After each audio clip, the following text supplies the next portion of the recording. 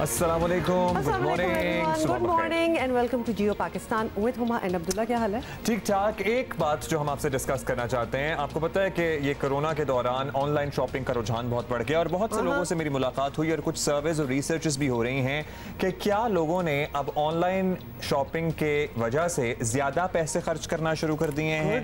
अच्छी बात है। वैसे सोचने वाली है। बहुत सी रिसर्चेस इस बात की तरफ इशारा कर रही हैं कि हाँ, पहले लोग एफर्ट करके जब बाजारों में जाते थे तो शायद इतने पैसे नहीं खर्च करते थे जितना अब ऑनलाइन ये रुझान की वजह से पैसे खर्च कर रहे हैं। और इस पे बाकायदा कुछ लोग हैं जिनकी थेरेपी की जा रही है क्योंकि उन्होंने इतने पैसे लुटाए हैं। जी हाँ, उनकी बहुत ही एक्सट्रीम केस पे चले गए। आपको पता है ये एक एडिक्शन हो जाती है फिर ultimately. I mean it's the same thing as people keeping a lot of credit cards. आपको पता है ना कि बहुत से लोग होते हैं उस बैंक में आपका अकाउंट भी नहीं होता, पैसे जेब में होते नहीं है, क्रेडिट कार्ड्स पे जी रहे होते हैं। ये भी एक सॉर्ट ऑफ एडिक्शन है। But talking about online shopping, I am the kind of person Abdullah, अगर मुझे कोई चीज़ रिप्लेनिश करनी हो ना, कि अगर कोई मेकअप है और वही मैं यूज़ कर रही हूँ सालों से, सो वो मैं ऑनलाइन मंगवा लूँगी। लेकिन otherwise I like to go in a shop and you know feel, कोई कपड़ा हो या कोई ट्राई करना हो। ऑनलाइन में इतना वो मज़ा नहीं। हाँ, बाज़ दफ़ा जो आप चीज़ देखते हैं वो धोखा निकलता है, बाज़ दफ़ा चीज़ डैमेज धोखा निकलता है, बहुत बार धोखा निकलता है, बाज़ दफ़ा चीज़ डैमेज निकलती है। तो ये सारे फोपास होते हैं, मसले मसाइल होते हैं, लेकिन एट द सेम टाइम इसका रुझान बहुत ज़्यादा बढ़ रहा है। और आप मेरे साथ दोहराइए कि चीज़ सेल पे लगी है तो इसका मतलब ये नहीं है कि हमें वो खरीदनी है। जी नहीं, सेल पे अगर चीज़ हो तो वो खरीदनी है। अब्दुल्ला, उल्टी उल्टी चीज़ों से हम दिन नहीं स्टार्ट कर सकते। आपको पता है कि सेल पे होने की वजह से लोग जो चीजें जरूरत की नहीं होती वो लेकर भरना शुरू कर देते हैं। You don't need half the shopping, by the way, excuse me, that we do, वो उन्हीं चीज़ों की होती है जिन चीज़ों की हमें कोई जरूरत अदरवाइज नहीं होती। But that is what shopping is. अगर तो आप रिटेल थेरेपी कभी टर्म नहीं सुना आपने? अगर तो आप वही चीज फुल पैसों पे खरीदने वाले थे और वही चीज अब सेल पे लग गई है तो फौरन खरीद लें। अगर तो वही चीज आप फुल पैसों पे नहीं खरीदते और अब सेल पे गई है तो अब भी ना खरीदें। नहीं, अब लें, अब सस्ती होगी, अब तो कोई गिल्ट भी नहीं होगा, जरूर ले लें। शुरू करते हैं भाई। आज हम दोनों यही बात करते रहेंगे। लगता है कल हमने कुछ शॉपिंग कर ली है, किसी को पसंद आई किसी को नहीं, और इसीलिए हम ये बात कर रहे हैं। शर्मी की जो दस्तावेजी फिल्म है इस पे तो हम बात करेंगे। And I was just wondering कि माशाल्लाह जो भी करती हैं और वो किसी न किसी बड़े प्लेटफॉर्म पे किसी न किसी बड़े अवार्ड के लिए नामजद भी हो जाती है और बहुत सी दफ़ा जीत भी जाती है। बिल्कुल, और इस पर भी मुझे काफ़ी उम्मीद है कि ये जीती जाएंगी। लेकिन I am more interested in BRT की लेडी कंडक्टर्स। ये इतनी BRT पे हम बात करते रहे तो किसी ने आज तक ये नहीं बताया कि उसमें कंडक्टर्स खवातीन हैं बहुत सी जगहों पे। तो that is something that I would like to know more about. आज जो है हम शीबा हैदर हमारी कॉरेस्पॉन्डेंट हैं, उनसे जरा पूछ लेंगे कि क्या सिलसिला है। लेकिन अभी जरा मैं तो बड़ा खुश था कि कराची के मसाइल अब हल हो रहे हैं और सब जो हैं वो एक बेहतरीन, जैसे कहते हैं ना, लव स्टोरी की सूरत हाल लग रही थी कि दुल्हन दूल्हा भी मान गए हैं, खानदान वाले भी राजी हैं, सभी राजी हैं, लेकिन फिर वो क्लाइमैक्स आ गया। जरा अब्दुल्ला, ये फिल्म का सोच रहे थे तो सोचा करें ना, वो टेंशनें वगैरह चलनी होती हैं, तो लिहाजा बिल्कुल फिल्मी ही सीन यहाँ भी बना हुआ है। आपको बताएं कि कराची के मसाइल को हल करना बजाते खुद एक मसला बन गया है। ले देकर एक कमेटी का ऐलान हुआ था मगर अब वो भी बनती नजर नहीं आ रही। आपको ये भी बताएं कि वजीर आला सिंध ने साफ कह दिया था वो अपने आईनी इख्तियारात किसी को देने वाले नहीं। ये बात मैं बिल्कुल क्लियर करना चाहता हूँ कि किसी भी हालत में कोई भी सिंध सूबे की, सिंध असेंबली की, सिंध हुकूमत की एग्जेक्टिव पावर जो आइन में मौजूद है उनके पास, किसी के साथ शेयर नहीं होगी। ये as chief executive, as elected leader of the house of the Sindh assembly, मैं आपको बड़ा क्लियरली कहता हूँ, जिसके दिमाग में ये फतूर है, भूसा है, वो निकाल दे। जवाब में वफाकी वजीर इत्तलात शबली फराज का कहना है कि पीपल्स पार्टी और वजीर आला सिंध बंद कमरे में हर बात मान जाते हैं मगर बाहर आकर मुकर जाते हैं। कमेटी बनने की बात हुई, लेकिन वो वही है कि वो कमरे के अंदर वो बात मान लेते हैं, जिस तरह के NCOC के इजलास में भी जो मुराद अली शाह चीफ मिनिस्टर सिंध के, वो बिल्कुल मान लेते थे और जब बाहर जाते थे तो वो दूसरी बातें करते थे। तो वो हर चीज़ पे सियासत खेलते हैं, वो बहुत इनसिक्योर फील करते हैं। और आपको बताएं कि गुज़िश्ता रोज़ मुराद अली शाह ने इतना एतराफ़ तो किया कि एक कमेटी की बात हुई है मगर इख्तियारात के हवाले से वज़ीर आला सिंध का मौक़िफ़ बिल्कुल वाज़ेह था। एक कमेटी फैसिलिटेशन के लिए उसकी बात हुई है और उसमें फेडरल गवर्नमेंट और सूबाई हुकूमत के, प्रोविंशियल गवर्नमेंट के नुमाइंदों की बात हुई और उस कमेटी का काम यही है कि फैसिलिटेट करे, और कई चीज़ों पे बात उनसे हुई है। जैसे एक चल गई बात कि जी एडमिनिस्ट्रेटर ये कमेटी लगाएगी, ऐसी कोई बात नहीं। एडमिनिस्ट्रेटर हमारा जो कानून है उसमें लिखा हुआ है कि सूबाई हुकूमत लगाएगी, कानून से पालतर तो कोई कमेटी नहीं हो सकती ना। एमक्यूएम कराची की मौजूदा हालत इज़हार को पीटीआई और पीपल्स पार्टी की सियासत का नतीजा करार दे रही है। कभी सूबे की तरफ से एक एक दिन में 2-2 प्रेस कॉन्फ्रेंस, कभी विफाक की तरफ से उसका जवाब, यानी कराची का एक मसला हल करना दोनों हुकूमतों के लिए ऐसा लग रहा है कि कोई बहुत बड़ा कोई जाती आना और जिद का मसला बन गया। मुत्तहिदा कौमी मूवमेंट पाकिस्तान की राब्ता कमेटी ने फैसला किया है ऑल पार्टीज कॉन्फ्रेंस, जो कि कराची कॉन्फ्रेंस के नाम से मुनक्किद होगी, वो बैठकर कराची का एक मुकदमा हुकूमतों के सामने पेश करेंगे। और ये तो आप सारों को पता ही है कि मुल्क के सबसे बड़े शहर का पहले ही हाल बुरा है, मगर वफाकी और सूबाई हुकूमत को सियासत ही से फुर्सत नहीं। अगर फुर्सत मिल जाए तो ऑब्वियसली कुछ शायद हो भी जाए, और इसी हवाले से हम बात भी कर लेते हैं। वज़ीर आज़म के फोकल पर्सन बराए कराची मेगा प्रोजेक्ट नजीब हारून साहब हमारे साथ मौजूद हैं। बहुत शुक्रिया नजीब साहब। ऑल्दो आपके हल्के और आपके आवाम के लोग भी बड़े शाकी हैं और उनकी भी ज़रा हालत इज़हार पर आपको तवज्जो देनी चाहिए, लेकिन अभी हम ओवरऑल शहर की बात करते हैं, सूरत हाल की बात करते हैं। कराची में रहने वाले बड़े खुश हो गए थे, बड़े पुरुम्मीद थे, हम समेत बड़े लोग खुश थे कि जनाब अब कुछ बेहतरी आएगी, अब शायद हालात बेहतर हो जाएं, लेकिन ये तो उसी किस्म की शादी साबित हुई जो इससे पहले एमक्यूएम और पीपल्स पार्टी की हो जाया करती थी, और फिर वही अलहदगी और तलाक, और इसमें सबसे ज्यादा रोल कौन जाते हैं? कराची वाले के लोग।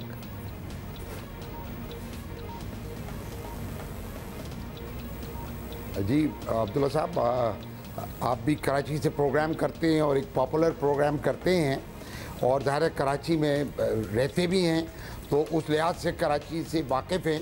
मैं भी आई एम अ लोकल बॉय, मेरी भी जहांगीर रोड की पैदाइश है, PCHS में पढ़ा और उसके बाद नॉर्थ नाज़ाबाद से मैंने इलेक्शन लड़ा, और ये जो PTI का भी मैं फाउंडर हूँ।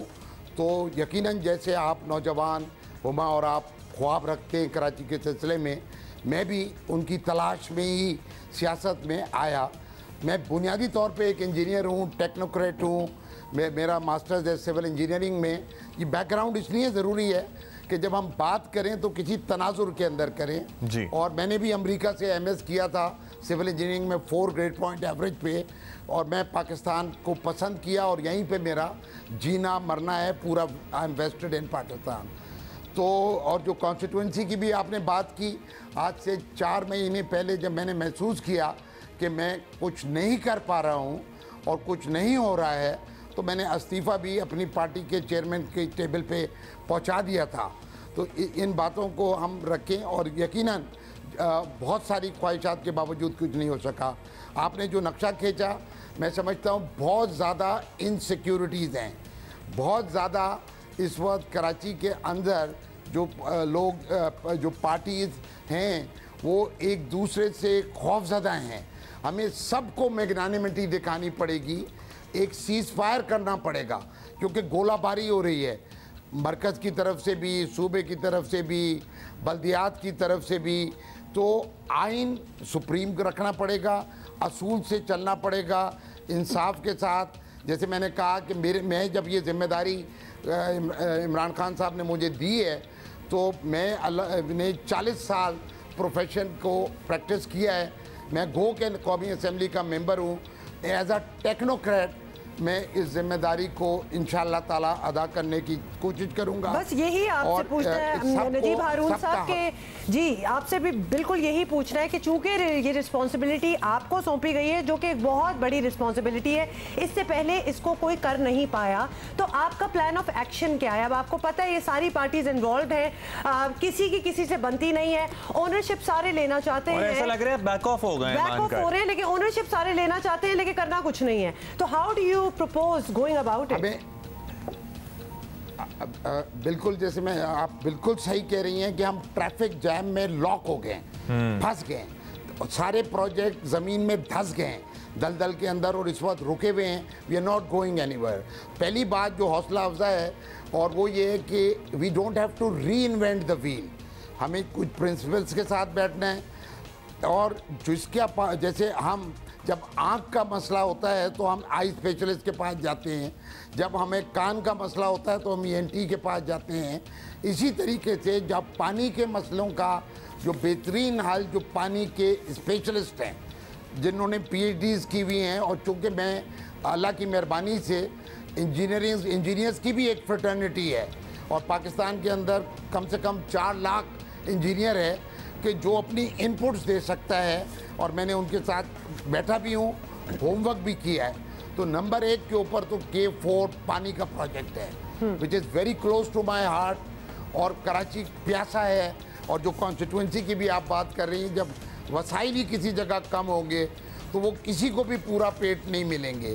तो नंबर 1 पानी, जो प्रोजेक्ट ऑन गोइंग है 2007 से, फीजिबिलिटी के स्टेजेस, लैंड एक्विजिशन के स्टेजेस, उसके बाद डिज़ाइन के स्टेजेस, फिर जब एग्जीक्यूशन में आया तो रनवे के ऊपर ही कह लें, टेक ऑफ भी नहीं है, कोई साल सवा के काम के बाद वो प्रोजेक्ट क्रैश हो गया और उसके अंदर इख्तलाफात और उसकी टेक्निकलिटी के ऊपर। तो मेरी नियत ही ये है कि प्रोफेशनल्स के साथ बैठ के सर आपकी नियत तो है, लेकिन अगर वज़ीर आला सिंध या दीगर और जो स्टेक होल्डर्स हैं वो ताउन नहीं करेंगे तो आप भी नियत के साथ कैसे काम कर लेंगे? एक तो ये बता दीजिए कि आपको लगता है कि वज़ीर आला सिंध और सिंध गवर्नमेंट जो है वो ऑन बोर्ड है और चलेगी? मैं ये ऐलान करता हूँ कि सबसे ज़्यादा मैं बिहेव करूँगा, और मेरी ख्वाहिश होगी कि मरकज़ के जो हमारे वज़ीर हैं वो भी इस कराची की खातिर जब हम मुंह खोलें, क्योंकि जिस इलेक्शन में मैं इलेक्ट हुआ, जिस इलेक्शन में हमारी पार्टी मरकज़ के अंदर आई, उसी इलेक्शन में ये वज़ीर आला भी इलेक्ट हुए और इस जिम्मेदारी के अंदर आए। He is an engineer himself. अच्छा, अब मैं समझता हूं बिहेव करने की बात कर रहे हैं, बाकी तो सब आई एम श्योर मान जाएंगे। आप तो खैर बहुत ही शाइस्ता इंसान है, लेकिन फैसल वोडा साहब का क्या होगा? मुझे जरा उनकी टेंशन हो जाती है। बड़ी लोगों की टेंशन है। नजीब हारून साहब हमारे साथ ही रहे। मैं देखिए, फैसल वोडा साहब भी, नजीब हारून साहब भी, चीफ मिनिस्टर साहब भी, तमाम लोग, मैं समझता हूँ उनको जब समझाया जाएगा कि कराची के वास्ते से, और अथॉरिटी को थोड़ी सी चपत भी लगानी पड़ेगी, क्योंकि वजह उसकी ये कि हम छोटी अपनी अना के लिए, ये कौन सी अथॉरिटी 3 करोड़ के शहर को, नजीब साहब आप यानी कि हम ये समझ लें कि फिर अथॉरिटी जब तक चपत नहीं लगाती कोई काम आगे नहीं बढ़ता। एम आई राइट? देखें, अगर बच्चे घर में कोई बाप होता है, कोई दादा होता है, वो डिसिप्लिन कायम करता है, और एक किसी घर में अम्मा डिसिप्लिन कायम करती हैं अब्बा से ज़्यादा, whoever is there। तो यानी कि हम भी क्या हम सही समझ रहे हैं अथॉरिटी जिसकी आप बात कर रहे हैं, जो चपत लगाएगी तो सारे काम सही हो जाएंगे? फिर ये मैंने तो आपसे कहा, कहीं अम्मा, कहीं अब्बा, कहीं दादा, बट हर वो घर में, हर खानदान में से जरा ज्यादा डर लग रहा है कि ये दादा कौन है। लेकिन नजीब हारून साहब हमारे साथ ही रहे। हमें घबराना नहीं है इस लिहाज से कि हमें, क्योंकि स्टेक्स बहुत बड़े हैं, क्योंकि कराची अगर रुल रहा है, कराची अगर ब्लीड कर रहा है तो पूरा पाकिस्तान सफर करेगा। Totally, we totally agree with you. बिल्कुल। has also joined us. Mustafa कमाल साहब भी हमारे साथ हैं और उनका भी एक पर्सपेक्टिव लेंगे। इनफैक्ट उनसे पूछेंगे कि अंदर की बात क्या है, क्योंकि मुस्तफ़ा कमाल साहब, thank you for joining us. तमाम सियासी जमातों की मुश्तरका मुलाकात में कहा गया है कि कराची में तमाम स्टेक होल्डर्स एक सफ़े पर आ चुके हैं, कराची में तरक्की का नया दौर शुरू होगा। ये सारी बातें ही रह गई हैं। आप भी वहाँ मौजूद थे, इस पर भी शायद ऑब्वियसली तहफ़्फ़ुज़ात हुए होंगे कुछ लोगों को। अंदर की कहानी बताएं। अब चूँकि सब लोगों ने जो है वो, मैंने तो सिर्फ इसके ऊपर कोई अपना बयान नहीं दिया था, ना हमने कोई अपनी स्टेटमेंट जारी की थी, लेकिन मैं पिछले 4 दिनों से देख रहा हूँ कि मुख्तलिफ लोग मुख्तलिफ बातें आगे कर रहे हैं, और अब इस बात का पता ही चल गया है सब लोगों को कि जी वहाँ पर कौन कौन था। यकीनन जी, मैं भी 2 मीटिंग हुई हैं, मैं दोनों मीटिंगों में मैं था। वहाँ पर अच्छी बातें हुई हैं सारी, और आगे ले जाने की बातें हुई हैं। वहाँ पर यकीनन सब लोग जो स्टेक होल्डर्स थे सारे वो मौजूद थे, और मैं इस पर क्या कह सकता हूँ कि, और जो ये वाली बात है कि किसी को इतराज़ या सारी चीज़ें, तो आई डोंट थिंक कि ये मेरे सामने या हमारे सामने उस मीटिंग में कुछ तरह की कोई बात हुई हो। मैं अपनी हम्बल कैपेसिटी में जो भी कराची के बारे में जानता हूँ, जो मेरी मालूमात है, जो मुझे तजुर्बा है, मैंने जो भी मेरी कंट्रीब्यूशन है, जो मुझसे पूछा गया, जो मैं कह सकता था, मैं कंट्रीब्यूट कर सकता था। अच्छा चले आप बड़ा हम्बल हो रहे हैं कराची की मालूमात के बारे में, लेकिन इस मीटिंग का हवाला जरा हम दोबारा बात एक्चुअली निकल तो आई हैं, तो लिहाजा हम आपसे तस्दीक भी कराना चाहते हैं, क्योंकि वज़ीर आला सिंध अब कहते हैं कि कोई मुआहिदा नहीं हुआ, ये उनका कहना है। किसी के दिमाग में ये फतूर है तो निकाल दे के इख्तियारात शेयर किए जाएंगे। तो ये बड़े वाजे उनकी, आप इनको पॉलिसी स्टेटमेंट का है, उनका अपना ओपिनियन का है, बट ये कैटेगोरिकली सेड दैट। तो इससे क्या अखज़ किया जाए? क्या हम फिर जीरो पर आ गए हैं? मतलब where do we go from here? मैं समझता हूँ कि मैं तो इसके ऊपर कमेंट नहीं करूँगा। आई थिंक जहाँ पर अभी इस तरह की कोई बात, उनके इख्तियारात लेने की कोई बात कोई नहीं कर रहा, मैं समझता हूँ। और मैं समझता हूँ कि प्रेस कॉन्फ्रेंसेस और मीडिया टॉक और ये सब चीज़ें तो एक डिफरेंट उसकी वो है, बात तो वही है जो बैठकर मीटिंग्स में होती है और हुआ करती है। तो मैं समझता हूँ कि इसके ऊपर मेरा कोई इसके ऊपर वो नहीं है रिस्पॉन्स। जब इस बात की सीरियसनेस कोई आएगी तो देखेंगे। अच्छा नजीब साहब, इस स्टेटमेंट में पर्टिकुलरली आप अपना रिएक्शन ज़रूर दीजिएगा कि वज़ीर आला सिंध ने जो कहा कि किसी के दिमाग में कोई फतूर है तो निकाल दें, हम इख्तियारात शेयर नहीं करेंगे। फिर सर हम फिंगर टिप्स पे गिन लें अगर, तो कराची के ग्रीन लाइन आपको पता है कि बीच में अधूरा पड़ा है। कराची में क्या होता है वो, सैलिनाइजेशन का जो प्लांट लगना था वो पता नहीं क्या बना। K4 का मंसूबा है, कोई पब्लिक ट्रांसपोर्ट का ओवरऑल निज़ाम नहीं है। कराची में सीवेज और कूड़ा करकट उठाने का कोई प्रॉपर निजाम नहीं है। अगर हम यहाँ इन बेसिक्स से भी शुरू करें ना तो कुछ बेहतरी हो जाएगी। ट्रांसपोर्ट नहीं है शहर में, biggest mega city of Pakistan does not have a public transport. तो वो ग्रीन लाइनिंग मुकम्मल करा दें, K4 पे आगे पेशरफ्त कर लें, डीसैलिनाइजेशन का कुछ कर लें। तो इस बारे में इनिशियली आपने कुछ सोचा? अस्सलाम वालेकुम मुस्तफ़ा भाई। मुस्तफ़ा भाई की एडमिनिस्ट्रेशन में जिस ज़माने में प्रोजेक्ट्स हुए तो इनका भी बेतहा ज़्यादा तजर्बा है। इस वक्त जो बात हो रही है, जो टीम पुट टुगेदर होनी है, वो जैसे किसी मैच से पहले ग्राउंडमैन पिच को और ग्राउंड को तैयार करते हैं। फिर भले सारी पार्टियां जब इलेक्शंस हों, बल्दियात के हों, सूबाई हों, कौमी हों, वो अपना मैच खेलें, लेकिन ग्राउंड प्रेपरेशन जब नहीं होगी तो सब आएँ बाएँ चाएँ करेंगे और लोग सफ़र करते रहेंगे। अच्छा, इसमें भी चूँकि मेरी जिम्मेदारी जो प्राइम मिनिस्टर साहब ने दी है वो जहाँ पर फेडरल फंडिंग इन्वॉल्व है, जैसे K4 का प्रोजेक्ट है, जैसे आपने बताया ये ग्रीन लाइन का प्रोजेक्ट है जी। और जब हम मिलेंगे और जैसे ये फतूर वाली बात है, तो चूँकि इतनी ज़्यादा बात होती रहती है तो उसमें हर आदमी डिफेंसिव है।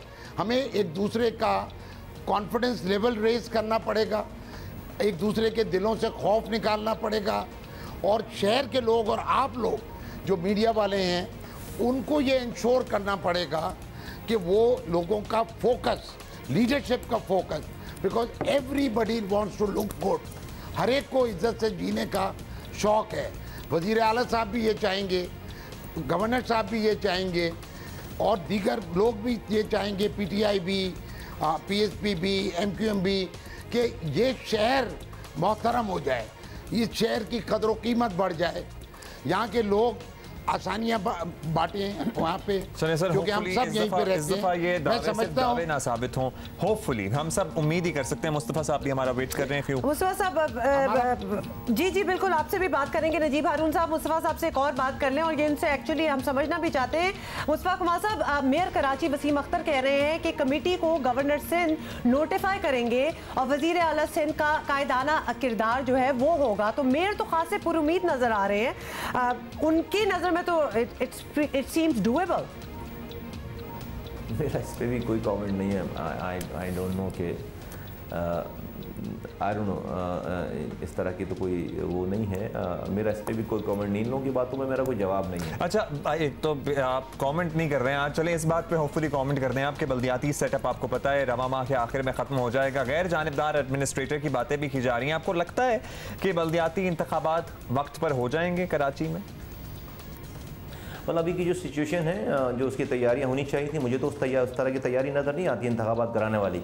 और बल्दियाती इंतखाबात की जो हिस्ट्री रही है, सो कॉल्ड ये जो हमारी मुबैना जमहूरी ताकतें हैं, जमहूरी क़ुव्वतें हैं, इनको कभी भी बल्दियाती इंतखाबात या बल्दियाती इदारे जिसमें इख्तियारात और वसाइल नीचे इनके हाथ से निकल कर नीचे जाएँ, इनको कभी पसंद ही नहीं आए। पाकिस्तान की तारीख़ में 3 दफ़ा जो बल्दियाती सेटअप आया है वो तीनों आमिरों ने, जर्नैलों ने, सो कॉल्ड जर्नैलों ने उनको रोशनास कराया है। ये तो जब जमहूरी क़ुव्वतें आती हैं तो ये तो सबसे बड़े आमिर बन जाते हैं। ये जो पिछले 2008 से जो जमहूरी क़ुव्वतें आई हैं, तो 2010 में जब बल्दियाती इंतखाबात बल्दियात का टेन्योर ख़त्म हुआ था तो उसके फ़ौरन बाद इलेक्शन हो जाने थे। 2015 में जाकर इलेक्शन हुए, 5 साल के गैप के बाद इन्होंने अपने एडमिनिस्ट्रेटर्स से जो है वो चीज़ें चलवाईं।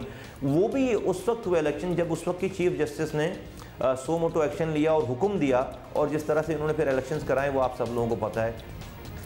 चले, वो तो खैर एक तरीका था। नजीम हारून साहब, नजीम साहब आपसे लास्टली एक तो ये बता दीजिए कि अब प्लान क्या है। कोई 3 चीज़ें आप बता सकते हैं कि जो आप फौरी करने जा रहे हैं, और दूसरा ये चूँकि अब आपसे मुलाकात हो ही गई है और हमारा भी जहाँ से आप इलेक्ट हुए हैं बड़ा गहरा ताल्लुक़ है, हमने बड़ा बचपन गुजारा है नॉर्थ नाज़िमाबाद में, और एक ज़माने में ये इलाका कराची की कारोबारी और तालीम याफ्ता एलीट का इलाका होता था, और अब उस इलाके का हाल पसमानदा तरीन इलाकों से भी बदतर हो चुका है। गटर उबलते हैं, सड़कों का कोई नामो निशान नहीं है।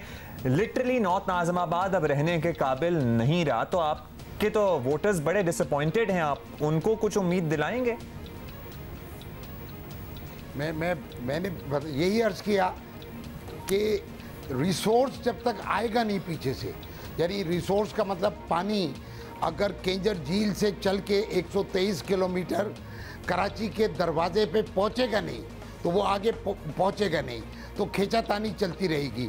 इसी तरीके से सीवेज का निज़ाम जब तक कॉम्प्रिहेंसिवली हल नहीं होगा कि उसको कलेक्ट करके उसकी मंजिल के जहाँ पर उसकी ट्रीटमेंट हो वहाँ नहीं होगा, कचरे का डिस्पोजल नहीं होगा, तो कौमी असम्बली के मेंबर या सूबाई असम्बली के मेंबर, क्योंकि एक बात याद रखें कि हमारे जिस्म में सबसे ज़्यादा अहमियत तो हर चीज़ ही की है, लेकिन सारा वज़न टांगे उठाती हैं।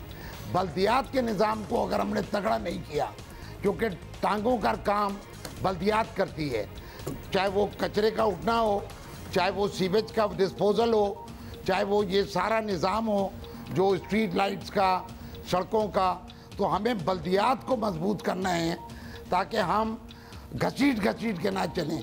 ये बात आपकी बिल्कुल सही है कि अगर कराची के इलाकों में मुकाबला हो तो शायद नॉर्थ नाज़िमाबाद फर्स्ट आ जाए, दीगर इलाके भी मुकाबला करेंगे, उनका भी दावा होगा।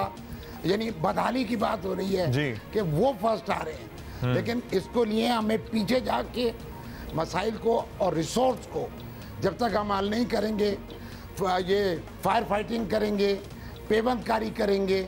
कराची लिबास इतना छन्नी हो गया है कि अब पेबंदकारी से काम नहीं चलेगा। एक कॉम्प्रिहेंसिव हल निकालने पड़ेंगे, सबको उसके ऊपर एग्री करना पड़ेगा, कॉम्प्रिहेंसिव हल निकालना पड़ेगा और सबको खुले दिल के साथ उस पर बैठना पड़ेगा मिलकर और अमल करना पड़ेगा। और सबसे इम्पोर्टेंट बात तो ये जो नजीब साहब ने कही है कि किसी बड़े को चपत लगानी पड़ेगी। तो ये काम आप उधर फंस गए हैं ना चपत पे। दरअसल बात ये है कि वो कॉम्प्रिहेंसिव हल की तो बात हो रही है। बहुत बहुत शुक्रिया हमसे बात करने का सारों का।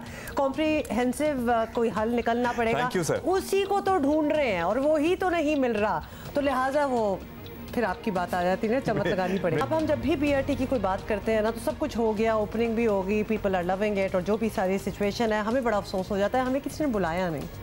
मैं अभी तक वहीं फंसी हूँ। नहीं, अब आगे बढ़ जाए। मेरा ख्याल है पेशावर में खवातीन मुसाफिरों की खुशी में हम खुश हैं। अच्छा, ठीक है ना? हाँ, चलो हो जाते हैं। बीआरटी मंसूबा मुकम्मल होने पर खुशी का इजहार किया खवातीन को उम्मीद है कि मंसूबा उनकी सफ़ी मुश्किलात कम करेगा। शीबा हैदर एक्चुअली हमें बताएंगी कि how is it facilitating all the women who want to travel in Peshawar. Over to you Sheeba. जी बिल्कुल, पेशावर में बीआरटी बस सर्विस का आगाज़ हो चुका है। इस वक्त मैं मौजूद हूँ पेशावर के गुलबहार बीआरटी के बस स्टेशन पर। यहाँ पर देखा जा सकता है कि ख़वातीन मौजूद हैं। ख़वातीन जो है वो टिकट लेकर और बीआरटी बस में सफ़र कर रही हैं। कुछ ख़वातीन मौजूद हैं, उनसे बात करते हैं कि वो बीआरटी के बस में सफ़र करते हुए कैसे महसूस कर रही हैं। बहुत अच्छा है माशाल्लाह से, बहुत ज़्यादा रिलैक्सेबल है, बहुत ज़्यादा ईजी है और कोई टेंशन नहीं है, कोई डर नहीं है, सिक्योरिटी है, हर चीज़ का बहुत ज़्यादा सहूलत है। यहाँ पर जिनके पास जू कार्ड है तो वो आसानी से अंदर अपनी इंट्रेस्ट करके अंदर जा रहे हैं, लेकिन जिन्होंने जू कार्ड नहीं बनाया तो वो बाकायदा यहाँ से अपने टिकट खरीदते हैं और टिकट खरीदने के बाद उस टिकट को स्कैन करके अंदर जाते हैं। इस वक्त हमारे साथ मौजूद है आकिफ कमर, गुलबहार स्टेशन के स्टेशन मैनेजर। इनसे बात करते हैं कि वो खवातीन के हवाले से और जो यहाँ पर बाकायदगी से इंतजाम किया गया है इस हवाले से क्या कहते हैं। सिक्योरिटी स्पीड फेयर से गुजरने वक्त उनको भी प्रायोरिटी दी जाती है ताकि इजीली उनके साथ बच्चे होते हैं, बच्चे कहीं लग ना जाए। मैं बीआरटी बस में सफ़र कर रही हूँ, मुझे तो बीआरटी बस में सफ़र करते हुए बहुत अच्छा लगा। लिया यहाँ पर खवातीन भी की तादाद में बहुत ज़्यादा है, खवातीन भी बीआरटी बस में सफ़र कर रही हैं, लेकिन हमारे साथ इस वक्त मौजूद है इस बीआरटी बस की कंडक्टर। ये बुज़ुर्गों की जो आए यहाँ से हम बच्चों को उठा के बुज़ुर्गों को बिठाते हैं, हम बहुत अच्छे तरीके से हैंडल करते हैं। हमें नहीं लगता कि यहाँ पे जो आते हैं उनको हमसे कोई शिकायत होगी। जी अब कुछ खवातीन से बात करते हैं। खवातीन यहाँ पर मौजूद है लेकिन रश बहुत ज़्यादा है। बहुत अच्छा लग रहा है और सारा इन्वायरमेंट यहाँ का बहुत अच्छा है। ये आप कह सकते हैं कि ये लग्जरी लोकल ट्रांसपोर्ट है और हमें सफ़र करके हम फर्स्ट टाइम बहुत ज़्यादा एक्साइटेड थे और इसीलिए हमने अपने घर वालों से ख़ास वो किया कि हम इसमें जाके बैठना चाहते हैं, इसलिए आज हम यहाँ आए हैं। बहुत अच्छा सफ़र है। बैठते हुए पहले थोड़ा सा घबराहट हो रही थी लेकिन काफ़ी अच्छे है। प्रोग्राम जियो पाकिस्तान के लिए कैमरामैन तारिक अली के साथ शिवा हैदर, पेशावर। Thank you Shiva. और मुझे बड़ा अच्छा लगा कि एक तो सेक्शन भी, हाँ रश काफ़ी था, which means it's so popular, इंतज़ार था इसका वहाँ। और दूसरा ये ख़वातीन का सेक्शन जो है वो मुझे अलहदा लग रहा था, एनहेंस ख़वातीन बस कंडक्टर। देखिए आप जो मर्जी कर लें, इस किस्म के प्रोजेक्ट्स की हमारे जैसे मुल्कों में यूटिलिटी होती है, जहाँ इतनी गुर्बत है और लोगों को एक बाइज़्ज़त अगर जरिया मिलेगा ट्रैवल करने का from one point two another point, तो लोग उसका यकीनन इस्तेमाल करेंगे। वो एक खातून कह रही थी कि ये लग्जरी पब्लिक ट्रांसपोर्ट है, अभी शुरू हुई है। प्लीज़ हम तो बार बार यही कहेंगे, खासतौर पे कल परसों हमने एक और रिपोर्ट चलाई थी जिसमें बताया गया कि वो हालत जो है वो ऑलरेडी ख़राब होना स्टार्ट हो गई है। It is really up to you to keep it good. इसको नया रखेंगे तो नया ही रहेगा, इसको इसी तरह ट्रीट करें अपनी बस सर्विस को।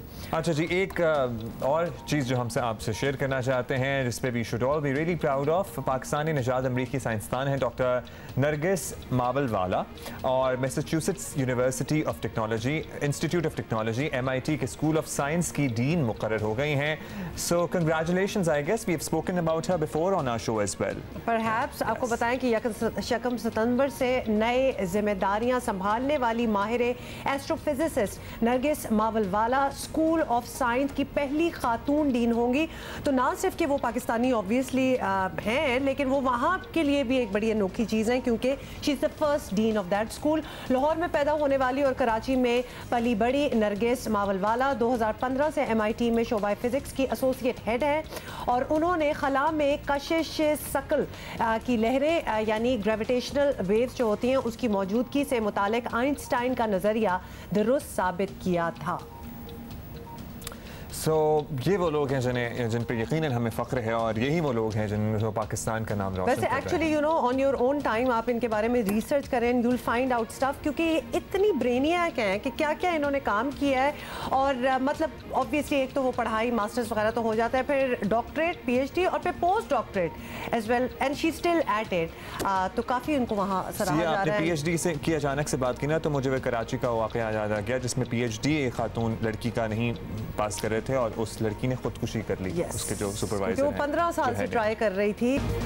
वैसे हम जरा पुराने ज़माने की बातें याद कर रहे थे तो there was a car called Khyber और क्या लक्कड़ हजम गाड़ी होती थी। माय फादर यूज्ड टू से कि पाकिस्तान में हलाल की कमाई में इंसान सिर्फ एक खैबर ही ले सकता है और इसके अलावा कोई गाड़ी नहीं ले सकता है, and so hence we had 2 Khybers. अच्छा, आई वंडर कि अभी भी बाज़ लोगों ने रखी हुई है और बड़ी अच्छी कंडीशन में रखी हुई है। I used to go to university in my Khyber, red रंग की होती थी और मेरी ऑफ वाइट रंग की FX तो सबको याद होगी। ऑफ कोर्स, मतलब वो एक आइकॉनिक गाड़ी हो चुकी है। एनीवे, ये तो हमारी और बातें हो गई।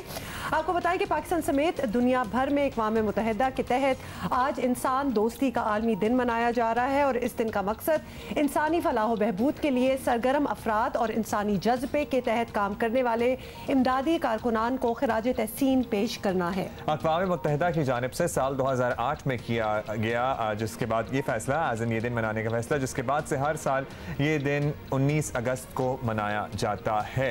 वैसे कि जब अक़वाम मुत्तहिदा इंसान दोस्ती और इंसानियत से मुताल्लिक़ दिन मनाने की बातें करता है ना, तो फिर ऐसे में मसला फ़लस्तीन, मसला कश्मीर पर्टिकुलरली हमें बहुत याद आता है और फिर ऐसा लगता है कि सिर्फ वादे और दावे और दिन मनाना है, असल मसाइल के हल के लिए कोई ख़ास किरदार है नहीं।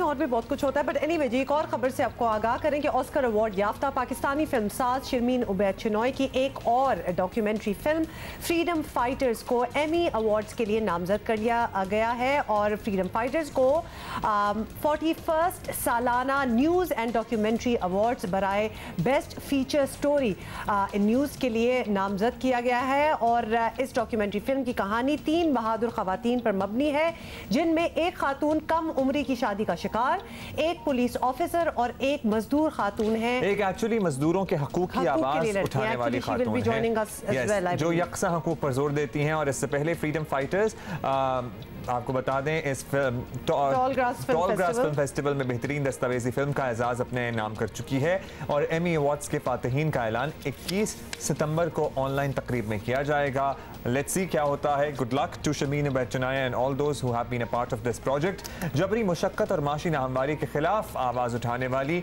एडवोकेट और समाजी कारकुन सैयदा गुलाम फातिमा हमारे साथ मौजूद हैं। बहुत बहुत शुक्रिया, आपने हमारे टाइम निकाला। और हम नाज़रीन को ये भी बता दें कि आप बॉन्डेड लेबर लिबरेशन फ्रंट की बानी भी हैं। सबसे पहले तो आपसे ये पूछेंगे कि आपने एक बहुत मुश्किल काम का बीड़ा उठाया है, आखिरकार इससे पजीराई भी मिली, एजाज़ात भी मिले और अब फिल्म भी बनी है, तो क्या आप मुतमईन हैं, आपका पैगाम लोगों तक पहुंच गया है या फिर अभी भी काम बाकी है कुछ? जी बहुत शुक्रिया। मैं ये समझती हूँ कि ये जो फोर्स्ड लेबर है, बॉन्डेड लेबर है, जबरी मुशक्क़त है, ट्रैफिकिंग इन पर्सन है, ये एक बहुत ही घिनौना जुर्म है और बहुत ही मैं समझती हूँ कि इनह्यूमन है। और इंसानों की ख़रीदो फ़रोख्त का ये जो कारोबार है, इसकी जड़ें बड़ी गहरी हैं और ये पूरे माशरे में, पाकिस्तान में ख़ास तौर पर और एशिया में और ऐसे ममालिक जो कि अभी डेवलपिंग कंट्रीज़ में शामिल होते हैं, वहाँ पर इसकी जो रूट्स हैं वो बहुत डीप हैं। तो इसके ख़िलाफ़ जो है हमें मिलकर इकट्ठे होकर और तमाम तबकात को साथ लेकर और सारी दुनिया में एक मुसलसल आवाज़ उठाने की ज़रूरत है, तब ये जो है कहीं ख़ात्मा इसका हो सकेगा और इसके ख़ात्मे तक, जबरी मुशक्क़त के ख़ात्मे तक, फोर्स लेबर के ख़ात्मे तक हमें जो है वो अपनी आवाज़ उठाते रहना पड़ेगा। बिल्कुल फातिमा साहिबा, और ये तो सदी पुरानी रवायात हैं जिन्हें यकीनन अब ख़त्म हो जाना चाहिए। बताइएगा, आप जैसे लोगों की जद्दोजहद की कहानी कई लोगों के लिए हिम्मत की दास्तान भी बनती है, तो बताएंगे आपका ये सफ़र कैसे शुरू हुआ और आपने किन किन मुश्किलात का सामना किया? उस वक्त 8वीं जमात की तालिबा थी, तो एक लड़की के लिए पाकिस्तान जैसे माशरे में ये जो काम था ये बहुत ही मुश्किल और बल्कि नामुमकिन नज़र आता था, क्योंकि मैं जब भी कहीं किसी भी जगह पर इनके लिए इंसाफ हासिल करने के लिए जाती थी तो इंसाफ नहीं मिलता था और मुझे ये कहा जाता था कि आप यहाँ पाकिस्तान में कोई बॉन्डेड लेबर नहीं है, कोई जबरी मुशक्क़त नहीं है, आप जाएं, जाके पहले अपनी ऑर्गेनाइजेशन का नाम चेंज करें। तो इसको एक्सेप्ट ही कोई नहीं करते थे। तो ये है कि ये एक मुसलसल जद्दोजहद करने से अब बहुत सारे ऐसे हमारे अदारे हैं, मुतलका अदारे हैं जो कि ज़िम्मेदार भी हैं जबरी मुशक्क़त के ख़ात्मे के लिए, उन्होंने इसको एक्सेप्ट किया है, माना है कि ये एक मसला तो है। ये जो इंसानों की ख़रीदो फ़रोख्त के ख़िलाफ़, ग़ुलामी के ख़िलाफ़ आवाज़ उठाना, काम करना, आप समझ सकते हैं कि एक ख़ातून के लिए कितना मुश्किल हो सकता है। सड़कों पे मार भी खाई, थानों में मार भी खाई, बहुत दफ़ा जो है वो बिल्कुल हम समझ सकते हैं कि ये काम कितना मुश्किल है। कुछ करना दूसरी बात है और सिर्फ बात ही करना कितना ख़तरनाक हो जाता है कभी कभार। तो अब गुलाम फातिमा साहिबा, जो ख़वातीन समाजी भलाई की किसी भी शोबे में आगे आना चाहती हैं, उन्हें क्या मशवरे देंगी और किन ख़तरात से आगाह करेंगी आप? जी बिल्कुल, सबसे पहला मसला तो ये है कि यहाँ पर विमेन प्रोटेक्शन के हवाले से मैं बात करूँगी कि ख़ातून जब भी किसी भी शोबे में काम करती है तो उसको बहुत किस्म की, मुख्तलिफ़ किस्म की जो है वो हरासमेंट का सामना करना पड़ता है। और इसके साथ साथ फिर आप ऐसे इशू पर काम करें जो कि बहुत ही इंतहाई ख़तरनाक भी हो, जहाँ पर आपको धमकियाँ भी मिलें और आप एक जागीरदाराना निज़ाम के ख़िलाफ़ जब आप आवाज़ उठाएं तो वो बहुत ही मुश्किल हो जाता है। तो मेरा मैसेज यही है कि आपको पूरी कमिटमेंट के साथ, डेडिकेशन के साथ और इंसानियत दोस्ती, इंसान दोस्ती के जज्बे के साथ जो है वो ख़वातीन को आगे आना चाहिए, काम करना चाहिए और हिम्मत के साथ करना चाहिए। अपनी हिफाजत करने के साथ साथ दूसरों को भी तहफ़्फ़ुज़ फराहम करने की कोशिश ज़रूर करें। बहुत अभी भी मसला है और एक्चुअली बहुत शुक्रिया आपका गुलाम फातिमा साहिबा और समाजी कारकुन हमारे साथ मौजूद थी। आप इसी तरह अपनी कोशिश जारी रखें। I am a huge fan of Khilji साहब और looking forward to this tribute as well. लेकिन उससे पहले बहुत सी और बातें एक बहुत अहम मामला जिस पे आपको पता है कि हम ये कह रहे हैं कि एक्चुअली स्टूडेंट्स की काविशें रंग ले आई हैं। कैम्ब्रिज ने फैसला किया है कि जून 2020 में 2020 में दिए जाने वाले ग्रेड्स स्कूल के तजवीज़ करदा ग्रेड से अब कम नहीं होंगे। यानी स्कूल ने जो प्रिलिमिनरी ग्रेड्स दिए थे आगे कैम्ब्रिज को भेजे थे उससे कम किसी का ग्रेड नहीं आएगा। मामला हल हो गया है, तलबा खुश हैं, लेकिन अब ये पूरा प्रोसेस कब तक मुकम्मल होगा ये ज़रा टेक्निकल है क्योंकि आगे फिर ना सिर्फ पाकिस्तान में यूनिवर्सिटियों और कॉलेजेस और इंस्टीट्यूट्स के एडमिशन हैं बल्कि बाहर जाकर जिन्होंने पढ़ना है वो भी एक प्रोसेस है because a lot of things are connected to these results. तो आज जी हमें ज्वाइन किया है दो गेस्ट हैं हमारे साथ। सबसे पहले तो हमारे साथ हैं उस्मा यूसुफ साहिबा जो कि कंट्री डायरेक्टर हैं कैम्ब्रिज असेसमेंट इंटरनेशनल एजुकेशन की। लोग इन्हें बहुत ढूंढ रहे थे, आपको बहुत ढूंढ रहे थे, हमने भी बड़ा जिक्र किया इनका। उस्मा साहिबा बहुत बहुत शुक्रिया आपने हमें ज्वाइन किया है। सबसे पहले तो आपसे यही पूछना चाहेंगे कि आपने नया फैसला दे दिया जिसकी दुनिया भर में बड़ी तारीफ की गई और बड़ा शुक्र भी किया कि थैंक गॉड ये हो गया है। बच्चे बड़े कंफ्यूज थे, कंफ्यूजन खत्म हो गई है अब। तो कोरोना की वजह से तमाम तर मामलात में पहले ही ताखीर हो चुकी थी, काफ़ी डिलेज थे। बाहर के तालीमी इदारों में दाखिलों का मामला हतमी मराहल में है। अब इस नए फैसले की रोशनी में पूरा अमल जो है, ये सारा प्रोसेस जो है ये कब तक मुकम्मल हो जाएगा? पूछना ये चाह रही है कि नए रिजल्ट कब आएंगे? बिल्कुल, in a nutshell. Thank you for having me, it's a great honour. और मैं भी बहुत खुश हूँ जी कि बच्चों की, पेरेंट्स की सारी परेशानी, एंग्विश ख़त्म हो गई और एक्स्ट्राऑर्डिनरी टाइम्स थे, they called for extraordinary measures and so we try to do something. ये जो मसला था ये आपको पता है कि तमाम बोर्ड्स के साथ था, इंटरनेशनल बोर्ड्स के साथ we try to come up with the solution जो शायद इतना एक्यूरेट नहीं था। तो इस वजह से पॉलिसी हमने चेंज की to make sure that all our students are accommodated, उनको कोई मसला ना हो। तो जी एक तो आपको पता है कि कैम्ब्रिज यूनिवर्सिटी जो है it's one of the oldest universities in the world, we are the largest exam board. तो पहली बात तो ये है कि जो हमारे रिज़ल्ट्स हैं वो पूरी दुनिया में एक्सेप्टेड हैं, सारी यूनिवर्सिटीज़ में, पाकिस्तान में भी, बाहर भी। और अभी जो चेंज आया है उसमें जो सबसे पहले हमने बच्चों को कहा है वो हमने ये कहा है कि आपके जो स्कूल्स ने आपको प्रेडिक्टेड ग्रेड्स दिए थे वो आप फ़ौरन से पहले अपने हायर एजुकेशन इंस्टीट्यूशंस को कम्युनिकेट कर दें, क्योंकि उनको भी ये पॉलिसी डिसीजन पता चल गया है कि जो टीचर गिवन ग्रेड्स हैं वो, और या फिर अगर आपको पहले से कैम्ब्रिज से ग्रेड्स मिल चुके हैं which are higher than your predicted grades, तो वही ग्रेड्स आपके फाइनल तस्वर होंगे।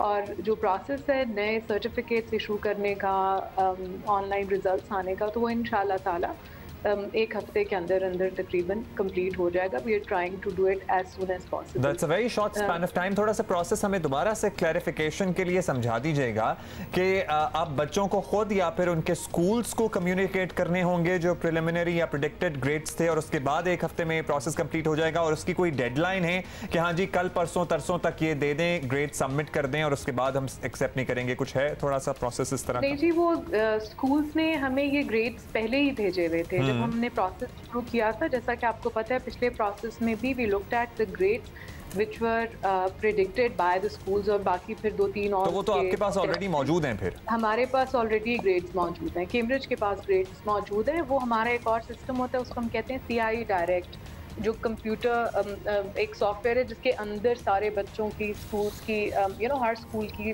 फ़र्क जो डिटेल्स हैं, एग्ज़ाम किन बच्चों ने लिया है, उनका रिज़ल्ट क्या आया है और इस तरह की वेरियस चीज़ें होती हैं, तो उस पर हम अपलोड कर देंगे और वो प्रिंट आउट हो जाता है। तो दैट्स एन इलेक्ट्रॉनिक प्रोसेस। और जो सर्टिफिकेट शिप आउट होते हैं प्रिंट होके वो भी आ जाएंगे। और जो दूसरी बात माइंड में रखने की है जी वो ये है कि universities are also very flexible, तो उनको भी पता है कि इस तरह होगा तो इंशाल्लाह कोई बच्चों को डिले नहीं होगा, प्रॉब्लम्स नहीं होंगी। अच्छा उस्मा, ये भी बताइएगा कि आपकी जानिब से ऐलान किया गया है कि स्कूलों को आज बताया जाएगा कि अब कैसे ये पूरा प्रोसेस जो है मुकम्मल किया जाएगा, तो किस किस्म के अपडेट स्कूलों को दिए जाएंगे? वो तो जी अपडेट आएगी तो पता चलेगा, लेकिन प्रॉबेबली बाकी मेन अनाउंसमेंट्स तो होगी। These are today we are going to share the mechanics और बाकी जो भी चेंजेस हमने करनी है because of the policy change, but इसमें कोई स्ट्रेटेजिक चेंज नहीं होगी। बेसिक पॉलिसी बता दी है, mechanics and how we go forward from here in terms of the details will be shared with schools. अच्छा, इन केस आप तो ज़ाहिर है पाकिस्तान के मामला देखती हैं, लेकिन हमें ज़रा गाइड कीजिएगा कि क्योंकि हमारे ओवरसीज़ पाकिस्तानी बच्चे भी हैं, अमारात में हैं, सऊदी अरेबिया में भी हैं, प्राइवेट स्टूडेंट्स कितने होते हैं? प्राइवेट स्टूडेंट्स कितने हैं? बहुत से बाहर जो पर्टिकुलरली यूएई वगैरह में जो पाकिस्तानी स्टूडेंट्स हैं जिन्होंने ये एग्जाम्स लिए हैं, क्या पूरी दुनिया में ये पॉलिसी अब आई है या सिर्फ पाकिस्तान स्पेसिफिक है ये ग्रेड्स की पॉलिसी? जी ये पूरी दुनिया में आई है पॉलिसी, और ना सिर्फ कैम्ब्रिज इंटरनेशनल एग्जामिनेशन की तरफ से बल्कि जितने भी यूके एग्ज़ाम बोर्ड्स हैं उनकी जो रेगुलेटरी बॉडी ऑफ कॉल उनका फैसला है जी। तो ये सारी दुनिया में है। हम we operate in more than 160 countries, तो जहाँ जहाँ कैम्ब्रिज किया जाता है वहाँ सब यही पॉलिसी है। अच्छा उस्मा साहिबा, ये भी बता दीजिएगा कि एक कोई रफ फिगर दे दें कि जैसे पाकिस्तान से कितने स्टूडेंट्स होंगे who are affected and obviously looking forward to their new results. दूसरा, पाकिस्तानी हुकूमत को भी इस सूरत हाल को तो ऑब्वियसली आप आगाह तो कर ही रहे होंगे, तो आप यकीनन हुकूमत से राब्ते में होंगे। इसके बारे में बता दें कि हुकूमत की तरफ से भी एक प्रेशर था, बिकॉज ऑब्वियसली हमारे एजुकेशन मिनिस्टर जो हैं उन्होंने भी एक ट्वीट किया जब ये सारा रिवर्सल हुआ, और क्या उनका कोई किरदार था? बिल्कुल के बहुत कोशिशें थी पाकिस्तानी हुकूमत की भी, तो वो इंटरेक्शन कैसी थी? जी I will take your question step by step. तो ओवरऑल जी हर साल तकरीबन 90,000 से 100,000 बच्चे एग्ज़ाम लेते हैं। जो इससे इफ़ेक्ट हुए हैं वो भी मोर और लेस तकरीबन इतना ही नंबर है। कुछ बच्चों ने चूज़ किया था कि वो एग्ज़ाम अक्टूबर नवंबर में लेंगे और असेस्ड ग्रेड्स नहीं लेंगे, तो तकरीबन आप समझें कि प्रॉबेबली कुछ बच्चे जो हैं वो अफेक्टेड नहीं थे।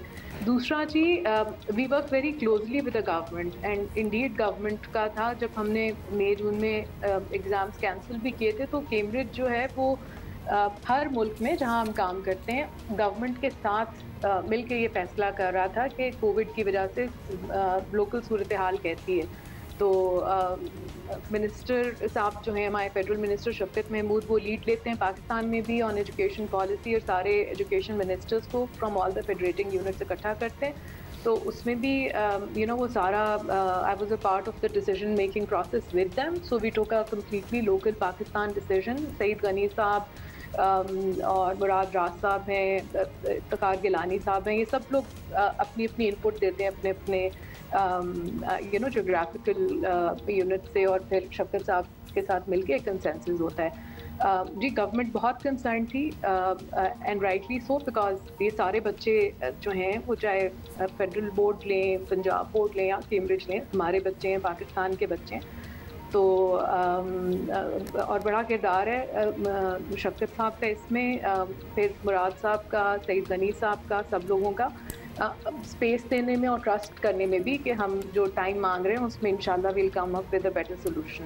राइट, तो गवर्नमेंट की इन्वॉल्वमेंट थ्रू आउट रही है। बिल्कुल जी उस्मा, आप हमारे साथ ही रहे, हमें सैयद आब्दी साहब ने भी ज्वाइन किया जिनसे हम रोज़ ऑलमोस्ट इस टॉपिक पे बात भी करते रहे। तो आब्दी साहब, आप वुड यू से कि अब सारी चीज़ें क्लियर हो गई हैं और वैसे भी कुछ डिले होगा नहीं, अब तो बस एक हफ्ते की बात है। बिल्कुल एक हफ्ते की बात है, फैसले तो हो ही गए। जी बहुत बहुत शुक्रिया आप दोनों का। आप दोनों ने भी और जियो ने बड़ा रिगरसली इसको फॉलो किया, बच्चों की रहनुमाई की, और मैं उस्मा का भी बहुत शुक्रगुजार हूँ। She has been with us and explain everything, इतना उसने क्लियरली बता दिया हमको। तो अब जो मेन चीज़ होती है उसमें ऐसा होता है कि जैसे ये रिजल्ट्स आते हैं, जो बच्चे बैरून मुल्क जा रहे होते हैं उन बच्चों के लिए ये होता है कि उनको कंडीशनल ऑफर्स आए हुए होते हैं, जो उनकी सेंट्रल ऐप है यूकैस की, और उसके अंदर जो है वो फौरी तौर से अपडेट चला जाता है और यूनिवर्सिटीज़ को विजिबल हो जाते हैं रिजल्ट्स। तो ये पुराने रिजल्ट्स उनको विजिबल हो गए थे, अब ये नए रिजल्ट्स उनको विजिबल हो जाएंगे। और मेरा ख्याल है चूंकि इट्स वर्ल्ड वाइड, तो वो लोग यूनिवर्सिटीज़ अपने एडमिशन सिस्टम को और उन तारीखों को उसके हिसाब से एडजस्ट कर लेंगी। बाकी अब जैसा कि उस्मा ने बताया है कि ये वाला जो वीक है इसके अंदर सारी डायनामिक्स जो है वो और इसकी मैकेनिक्स जो है वो क्लियर हो जाएगी। तो अब नेक्स्ट वीक से मेरा ख्याल है कि बच्चों को जो है उनके दाखिले जो ऑफिशियल ट्रांसक्रिप्ट्स हैं वो भी मिलने का प्रोसेस शुरू हो जाएगा। अब पाकिस्तान पॉइंट ऑफ व्यू से ये है कि हायर एजुकेशन कमीशन को सर्कुलर जारी करना होगा तमाम यूनिवर्सिटीज़ को कि जी ये मामले की वजह से ये डिले आया है, और मैं समझता हूँ कि उनको फौरी तौर से उन बच्चों को जिन बच्चों को उन्होंने मना कर दिया था बिकॉज ऑफ द फैक्ट कि उनके ग्रेड्स नहीं आए थे, वो अब ऑन बोर्ड आ गए and they are also eligible to apply. तो ये मैं generally speaking it's a very very positive thing, जैसा कि सब आप लोगों ने भी जो उस्मा ने भी बताया कि it was a world wide issue which has been tackled very positively. और बरतानिया इस मामले में जैसा कि आपको पता है they came right ahead in the front and resolve the issue for everybody. उन्होंने लीड किया और इशू रिजॉल्व भी किया। उस्मा साहिबा, आप जी साहब हमारे साथ ही रहिएगा। उस्मा साहिबा, एक तो quickly the platform is yours, आप कुछ कम्युनिकेट करना चाहें तो ज़रूर कीजिएगा, लेकिन प्राइवेट स्टूडेंट्स के बारे में ज़रा सूरत हाल वाजे कर दें कि उनके लिए क्या तरीक़ाकार होगा, क्योंकि उनके तो स्कूल्स ने अगर प्रिलिमिनरी या प्रेडिक्टेड ग्रेड्स नहीं भेजे हैं तो उनके लिए क्या वही ग्रेड्स रहेंगे या फिर कोई और तरीका है उनके लिए? जी, प्राइवेट स्टूडेंट्स की दो कैटेगरीज हैं। एक वो स्टूडेंट्स हैं जिन्होंने ओ लेवल IGCSE करना था, और एक वो स्टूडेंट्स हैं जो A लेवल्स में थे। जो कैम्ब्रिज का A लेवल होता है जी, वो बहुत सारे स्टूडेंट्स जो हैं वो स्टेज रूट लेते हैं, जिसका मतलब है कि पहला साल वो AS करते हैं और जो AS का ईयर होता है वो कैम्ब्रिज से ही ग्रेडेड होता है। तो जिन बच्चों ने AS किया पिछले साल और अभी उन्होंने अपने फाइनल A लेवल्स लेने थे, तो उनके पास एक कैम्ब्रिज असेस्ड ग्रेड्स पहले से ही था। तो वो प्राइवेट स्टूडेंट्स जिन्होंने AS कर लिया है, हमने उनके भी ग्रेड्स जो हैं वो इशू कर दिए हैं, तो उनको मसला नहीं होगा A लेवल वाले। And these are the students who would have been most affected because उन्होंने हायर एजुकेशन इंस्टीट्यूशंस में एडमिशंस वगैरह लेने थे। तो इंशाल्लाह काफ़ी हद तक मसला प्रोग्रेशन का हल हो गया जी। दूसरी हमने ये चीज़ की थी जी कि हमने जो हमारी अक्टूबर में एग्ज़ाम्स होते हैं, जिसको हम अक्टूबर नवंबर सीरीज़ कहते हैं, usually it's a smaller series in Pakistan, smaller in the sense कि बहुत सारे सब्जेक्ट्स इसमें अवेलेबल नहीं होते थे जी, होते थे। लेकिन इस दफ़ा हमने ये किया कि क्योंकि मई जून कैंसिल हो गया था, तो फैसिलिटेट करने के लिए हमने एक्स्ट्रा सब्जेक्ट्स इंट्रोड्यूस करा दिए। वर्ल्ड वाइड 13 थे, उनमें से 3 जो थे वो पाकिस्तान स्पेसिफिक थे, जिसमें O level global perspective, O level Urdu as a first language और O लेवल पाकिस्तान स्टडीज़ शामिल है, ताकि बच्चे जो वो लेना चाहें एग्ज़ाम तो उनकी कम से कम डिस्ट्रप्शन हो। और इंशाल्लाह लग रहा है कि exams will go ahead, schools will इंशाल्लाह open from the 15th of September in Pakistan. I think the ministry will review it on the 7th. So looks like we will be out of the woods and inshallah normalcy will return and बच्चे अपना इम्तिहान ले पाएंगे। ज़बरदस्त, बहुत बहुत शुक्रिया उस्मा यूसुफ साहिबा, बहुत आपने हमारे सवाल जो हैं उनका तफसील से जवाब दिया, क्योंकि ये सवाल भी हमें on a regular basis Twitter के थ्रू या किसी भी सोशल मीडिया प्लेटफॉर्म पे स्टूडेंट्स की तरफ से आ रहे थे। और आप भी साहब, आपका भी बहुत बहुत शुक्रिया because you have been helping us with this for many years now. Thank you both of you जी, बहुत शुक्रिया। और जो स्कूल के स्टूडेंट्स हैं उनका तो मसला हल हो गया, जो प्राइवेट है उसमें भी जो A लेवल का AS दे चुके हैं और उनके पास ऑलरेडी पिछले ग्रेड्स हैं जो कैम्ब्रिज ने असेसमेंट किए, तो उनको कंसिडर किया जाएगा। और अब बाकी जिन्होंने पहली दफ़ा देने हैं, AS जिन्होंने देना है, O लेवल्स में पहली दफ़ा अपेयर होना था, उनके लिए अब जो एग्ज़ाम्स आ रहे हैं गालिबन उस पर वो इन्हिसार कर सकते हैं। तो ज़रा प्राइवेट स्टूडेंट्स का थोड़ा सा टेक्निकल हुआ है मामला, अदरवाइज तो मेजॉरिटी आर गुड। हाँ, अदरवाइज आई थिंक काफ़ी क्लैरिटी आ गई है। जो स्टूडेंट्स को भी थोड़ा सा बड़ी कंफ्यूजन चल रही थी, and we were feeling really bad for them कि कितना मुश्किल, वैसे ही साल इतना मुश्किल है। और अब आई होप कि आप लोग मुतमईन हो गए होंगे, क्योंकि इंस्टाग्राम पे मैसेजेस, फेसबुक पे messages, we were bombarded with messages, we were bombarded with now if you have a question, अभी भी अगर आप लोगों को लगता है कि कोई ऐसी कड़ी है जो कि बाईपास होगी और उसका जवाब अभी तक नहीं आया, तो अब हमारा उस्मा यूसुफ साहिबा से राब्ता हो चुका है एंड हम उनको रिक्वेस्ट कर सकते हैं क्लैरिटी देने के लिए। TV interview after this whole crisis. अच्छा जी, ओके, मूविंग ऑन जी। बहुत सी बातें माशाल्लाह, आपको पता है ना हमारे मुल्क में कुछ चीज़ें ख़त्म तो होती नहीं है, और फिर एक तो कुछ और हो रहा होता है, फिर स्टेटमेंट्स जो निकलती हैं तो उन स्टेटमेंट्स पे मबनी अभी क्यों। देखिए मेरी बात सुने, जब आप इस तरह ना कहा करें,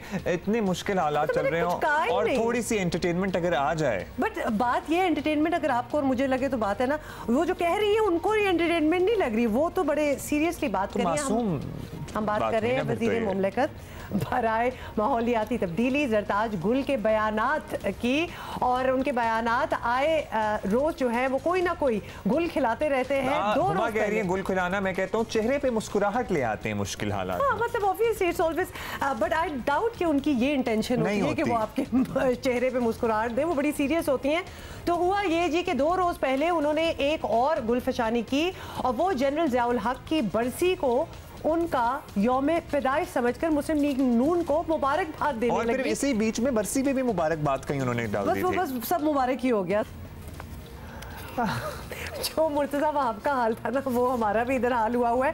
लेकिन इधर अभी बात नहीं रुकी, क्योंकि कुछ अर्सा पहले तक जरताज गुल की जानिब से कोविड-19 की अकल को हैरान कर देने वाली एक तशरीह सोशल मीडिया पर छाई रही, और वो क्या थी, हम भी हैरान थे कि where did she get this from.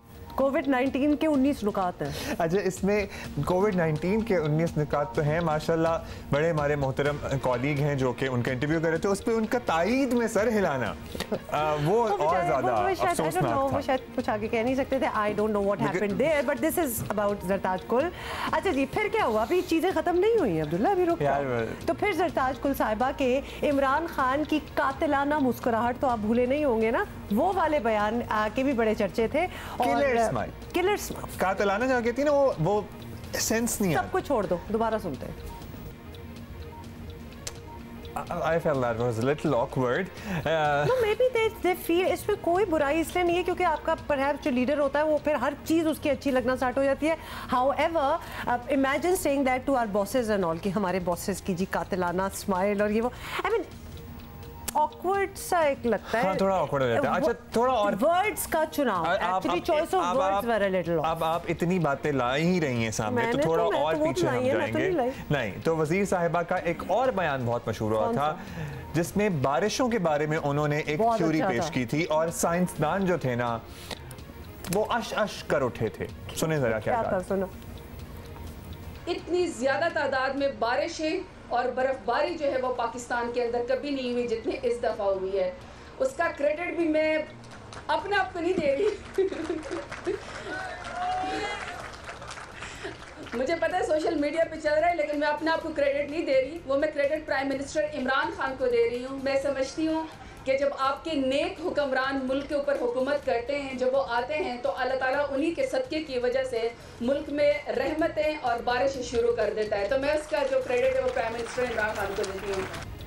I honestly don't know how Khan साहब feels about that, because ये और बात है कि इन बारिशों ने बाद में तबाही मचाई और कुदरती आफात भी आई और कोरोना जैसी वबा भी पहली बार ही देखी गई। So a lot of bad things also happened. Corona जैसी वबा दुनिया ने देखी, मतलब है कि हम किसी भी चीज़ का क्रेडिट किसी के आने या ना आने पे नहीं दे रहे बेसिकली। तो इस पर जी जरताज गुल साहिबा ने नहीं बताया कि इस सब की वजह क्या थी, क्योंकि वो जब अच्छी अच्छी बारिश लगी तो उन्होंने फिर क्रेडिट दे दिया, लेकिन जब सब कुछ बुरा हो जाए तो ब्लेम किसको देंगे। But anyway, this is just something in light humour. हमें बहुत अच्छी लगती हैं वो, और अच्छी बातें भी कर देती होती हैं, लेकिन कुछ चीज़ें वी फील कि अगर होमवर्क करके अगर आगे स्टेटमेंट्स आए तो शायद मेरा ख्याल है कि वो जैसी हैं उन्हें ऐसे रहना चाहिए, क्योंकि अगर वो ऐसी ही नहीं होंगी तो फिर ऐसी ज़रा हंसने मुस्कुराने के बहाने मिल जाते हैं। ठीक है, जो हमें सारी कंफ्यूजन बिफोर द ब्रेक चल रही थी, एवरीथिंग क्लियर नाउ। हाँ, everything is clear now. Opposition का इंतशार, लेकिन आपको पता है ऑपोजिशन में अभी भी कुछ क्लैरिटी बाकी है, उनके मामलात क्लियर वो डिटेल आपको दे देते हैं पहले। तो ऑपोजिशन का इंतशार इतना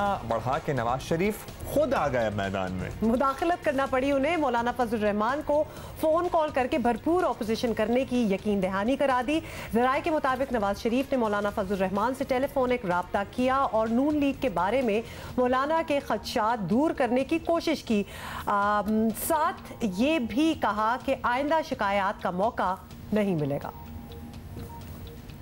मियां नवाज शरीफ साहब का ये ख्याल है कि अपोजिशन को मुश्तरका तौर पे जो है वो एक लाहेअमल बनाना चाहिए, और उसके मुताबिक जो है वो अवामी उमंगों पे लब्बैक कहने की बात हो या वो लेजिस्लेशन से मुतल्लिका को मामला हो, तो उसके ऊपर जो है वो फिर काम करना चाहिए। पार्लियामेंट में FATF से मुताल्लिक बिल्स की मंजूरी के दौरान बड़ी अपोजिशन जमातों के किरदार से मौलाना फजल रहमान नाराज थे। सुनिए क्या कहा था। एक तरफ हम इसको नाजायज़ कहें, जाली वोट और जाली मैंडेट के हामिल कहें, फिर नए इलेक्शन का हम पुरजोर मुतालबा भी करें, और फिर जब भी इस गवर्नमेंट को किसी मसले पे वोट की ज़रूरत पड़ती है तो हमारी बड़ी पार्टियां जब उनको उन हालात में वोट देती हैं तो हमारी नज़र में वो ज़रा सूरत हाल से मुतसादिम हो जाती है। तो अब भी हमारा उनसे यही तकाज़ा है कि ये रवश अगर तर्क कर दी जाए। वैसे हमने कितनी बार ये जिक्र किया, मौलाना नाराज ही रहते हैं। बनता नहीं है उनका नाराज होना, वैसे नहीं बनता तो है, तो बाकी क्यों नहीं फिर वो अलायंस करने की क्यों कोशिश करते हैं जब पहले इतनी बार हो चुका हो। वंस बिटन ट्वाइस शायद तो आपने सुना ही होगा, तो मौलाना साहब ने नहीं सुना ये मुहावरा। वो बस उनको शायद अभी भी उम्मीद है कि इन तिलों में तेल है। पता नहीं, खैर हुआ ये है कि JUI ने हुकूमत के खिलाफ एक बार फिर तहरीक चलाने की तैयारियां शुरू कर दी हैं ऑन देयर ओन। 7 सितंबर को पेशावर में एहतजाजी जलसा उसका ऐलान भी कर दिया है, और अगर वाकई मौलाना और मुस्लिम लीग नून एक साथ मुतहरक हो जाती हैं तो हुकूमत के लिए सियासी मुश्किलात जो हैं वो पैदा हो सकती हैं। बट ये अब साथ होंगे कि नहीं होंगे, that also remains to be seen. अब JUI से ही बात कर लेते हैं। JUI के रहनुमा हाफिज़ हुसैन अहमद साहब ने हमें ज्वाइन किया। हाफिज़ साहब शुक्रिया। हाफिज़ साहब, नवाज शरीफ साहब ने मौलाना फजलुर रहमान साहब से रब्ता किया, अपोजिशन के भरपूर किरदार की यकीन दहानी भी कराई। मौलाना फजलुर रहमान कहते हैं कि अपोजिशन की तो बड़ी जमातें तहफ़्फ़ुज़ात दूर नहीं कर पाईं, तो क्या कम अज़ कम मुस्लिम लीग नून से कुछ तहफ़्फ़ुज़ात कम हुए हैं आपको सिंस मियाँ Nawaz Sharif has now himself stepped in? जनाब नवाज शरीफ साहब ने तकरीबन आधे घंटे मौलाना फजल रहमान साहब से टेलीफोन पर बात की है, और यही उनका इंदिया था। और वो कह रहे थे कि मुस्लिम लीग नून हर सूरत में मौजूदा हुकूमत के ख़िलाफ़ एहतजाजी तहरीक चलाएगी, और आप इसी अंदाज में अपने उस एहतजाजी मिशन को जारी रखें। और हमने उनसे बात की है वाज़ेह तौर पर कि आपका जो मौक़िफ़ है वो सर आँखों पर, लेकिन आपके बिरादर खुर्द जनाब शहबाज शरीफ साहब जो है उनका मौक़िफ़ जो है वो हमारे लिए नाकाबिल फ़हम है। आप तो इस हवाले से हुकूमत की मुखालिफत की बात करते हैं, और जनाब शहबाज शरीफ साहब इस अंदाज से मुफाहमत के अंदाज से वो चल रहे हैं। इसलिए हम चाहते हैं कि सबसे पहले मुस्लिम लीग नून के दोनों मियाँ यानी जनाब नवाज शरीफ साहब और शहबाज शरीफ साहब कम अज़ कम एक पेज पर हों, तो उसके बाद पीपल्स पार्टी और दीगर जमातों को भी एक पेज पे लाना हम समझते हैं कोई मसला नहीं है। और इस हवाले से उन्होंने रहबर कमेटी के फौरी तौर पर इजलास की भी बात की है, लेकिन हम देख रहे हैं कि क्या जनाब शहबाज शरीफ साहब जो इस वक्त मुस्लिम लीग नून की क़ियादत कर रहे हैं पाकिस्तान में, क्या वो इस बारे में वाकई संजीदा है। और अगर इस हवाले से हमें यकीन दहानी की जाए तो यकीनन रहबर कमेटी का फौरी तौर पर इजलास बुलाया जाएगा। हाफिज़ साहब, यानी आपने भी ये कह दिया, वैसे तो हर कोई ये कहता है कि शहबाज शरीफ साहब और नवाज शरीफ साहब भी ऑन द सेम पेज नहीं है, तो उन वो पहले तो वो आए ऑन द सेम पेज, तो फिर क्लैरिटी आएगी ना बाकियों के लिए। तो साथ साथ ये भी है कि अभी तो रहबर तो सेम पेज पे आएंगे। बिल्कुल, मतलब वो फ़ोन कॉल जो मौलाना फजल रहमान को की है नवाज शरीफ साहब ने, साथ साथ मेरा ख्याल है उसके बाद ही फ़ौरन शहबाज शरीफ को भी की होगी कि अब कर लो जो करना है। एनीवे, अभी तो रहबर कमेटी के इजलास ही का पता नहीं, तो फिर APC तो ऑब्वियसली फ़िलहाल मौखर ही समझी जाए। क्या कहेंगे हाफिज़ साहब आप?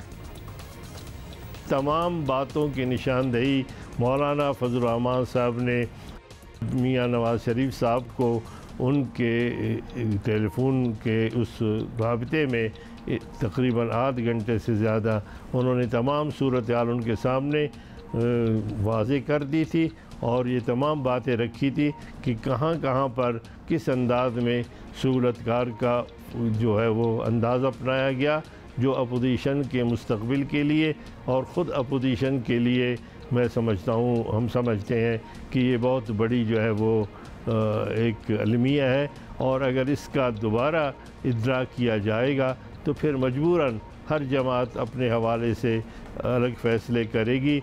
हम पर उम्मीद है और उम्मीद रखते हैं कि मियाँ साहब ने जिस तरह मौलाना फजल रहमान साहब के साथ तफसीलन बात की है, वो अपने भाई जनाब शहबाज शरीफ और पार्टी को भी इस हवाले से उसी अंदाज में हिदायत देंगे और उस पर अगर अमल दरामद करेंगे तो इंशाअल्लाह पीपल्स पार्टी और दीगर जमातों के साथ भी यकजा बैठकर इस मसले को आगे बढ़ाया जा सकता है। चलें लेट्स सी क्या होता है। बहुत शुक्रिया हाफिज़ साहब, आपने वक्त दिया। मियां नवाज शरीफ साहब की एंट्री हुई है तो it is yet to be seen कि कोई थरथली मचती है कि नहीं, पता नहीं, बस पता नहीं लगता है कि कोल्ड ही हो जाती है चीज़ जो भी आती है।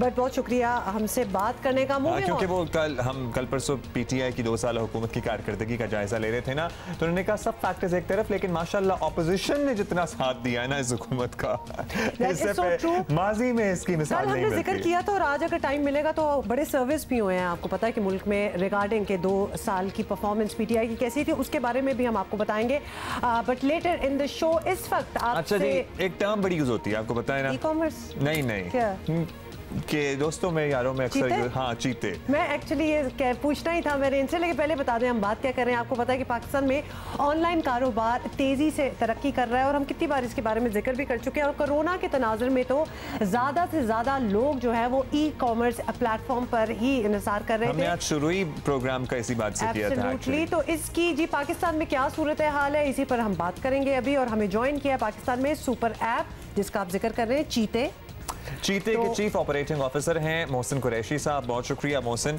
All the way from Lahore, you joined us in Karachi studios. अच्छा जी, अब मोहसिन आपसे हम ये जानना चाहेंगे, पहले तो for all those who don't know about that app, ये क्या है, इतने ऐप्स के जमघटे में आपकी एक और ऐप क्या कर रही है? शुक्रिया अब्दुल्ला। तो चीते बेसिकली एक सुपर ऐप है, एक multi vertical now commerce app है जिसमें आप खाना, ग्रॉसरी, दवाई और एरेंड किसी भी टाइम पे ऑर्डर कर सकते हैं और क्विकली आपको डिलीवर हो जाएगा। सो खाने की जो डिलीवरी है वो 30 मिनट्स में हो जाएगी, ग्रॉसरी 20 मिनट में डिलीवर हो रही है और फार्मेसी जो आपकी मेडिसिन है वो आपको तकरीबन 20 मिनट में डिलीवर हो रही है। इसके अलावा आपने दर्जी से कपड़े मंगवाने हैं तो आप एरेंड ऑर्डर कर सकते हैं, हमारा राइडर जाएगा आपके दर्जी से कपड़े ला के आपको दे देगा।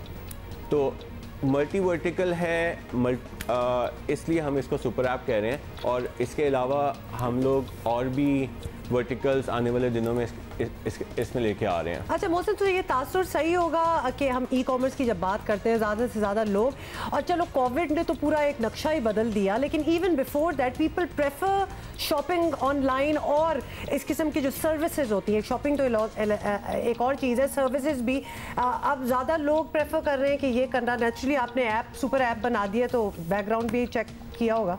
हाँ, हमने इसके ऊपर पूरी रिसर्च की थी।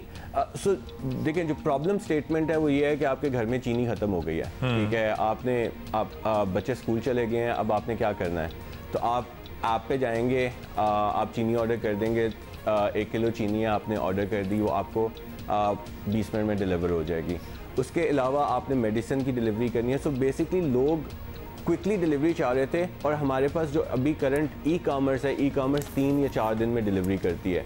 सो अब जो नया कॉन्सेप्ट पूरी दुनिया में आ रहा है और पाकिस्तान में चीते इज़ प्राउड कि उसने सबसे पहले लॉन्च किया, दैट इज़ नाउ कॉमर्स, कि आपको अभी के अभी चाहिए और आपको वो डिलीवर हो जाएगा। क्योंकि बाज़ ऐसे ऑनलाइन ग्रॉसरी स्टोर्स हैं जो कि which actually used to take days, which still take days. लेकिन आपसे जानना चाहते हैं, बहुत ज़्यादा कंपटीशन आ गया, बहुत सारी ऐप्स जो किसी एक काम के लिए इस्तेमाल की जाती थी अब वो भी वर्टिकली एक्सपैंड कर गई हैं। हमारे सामने वो खाने वाली ऐप की मिसाल है, हमारे सामने वो गाड़ी राइड वाली ऐप की मिसाल है। अब हर कोई ऐसा लग रहा है ग्रॉसरी भी कर रहा है, हर कोई एरेंड्स भी रन करना चाह रहा है। तो आप अपने आप को एक ऐप के तौर पे मुनफरिद रखने के लिए क्या ऐसा कर सकते हैं या कर रहे हैं जिससे you can stand out in the crowd? सबसे पहली बात तो पाकिस्तान में अभी जो ई-कॉमर्स है या नाउ कॉमर्स है, इन्फेंसी स्टेज पे है।